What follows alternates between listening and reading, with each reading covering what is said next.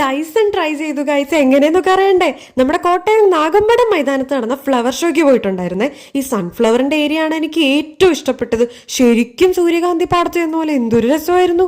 പിന്നെ കുറേ കളറിലുള്ള റോസസ് ഒക്കെ ഉണ്ടായിരുന്നു, അടിപൊളിയായിരുന്നു. പിന്നെ ഇങ്ങനെ ഫോട്ടോ എടുക്കാൻ വേണ്ടി അവർ കുറേ സെറ്റൊക്കെ ചെയ്ത് വെച്ചിട്ടുണ്ടായിരുന്നു. അവിടെയൊക്കെ കിഡിലും ഫോട്ടോസ് ഒക്കെ എടുക്കാൻ പറ്റി. പിന്നെ അത് കഴിഞ്ഞിട്ട് കുറേ ബേർഡ്സിന്റെ ഏരിയ ഉണ്ടായിരുന്നു. പിന്നെ പാമ്പുണ്ടായിരുന്നു, ഫോട്ടോ എടുക്കാനൊക്കെ പറ്റുമായിരുന്നു. പാമ്പിനെ തോളത്ത് വെച്ച് പേടിയായതുകൊണ്ട് ഞാൻ പോയില്ല. പിന്നെ ഓന്ത്, പിന്നെ കുറെ പക്ഷിയൊക്കെ ഉണ്ടായിരുന്നു. അങ്ങനെ ഡൈസൺ ഏരിയ എത്തി. ഞാനൊട്ടും എക്സ്പെക്ട് ചെയ്തില്ല ഇതിവിടെ കാണുന്ന. ആ ചേട്ടൻ പറഞ്ഞു എന്നാൽ ട്രൈ ചെയ്ത് നോക്കാന്ന് പറഞ്ഞപ്പോൾ ആ ശരി ട്രൈ ചെയ്യാമെന്ന് ഞാനും പറഞ്ഞു.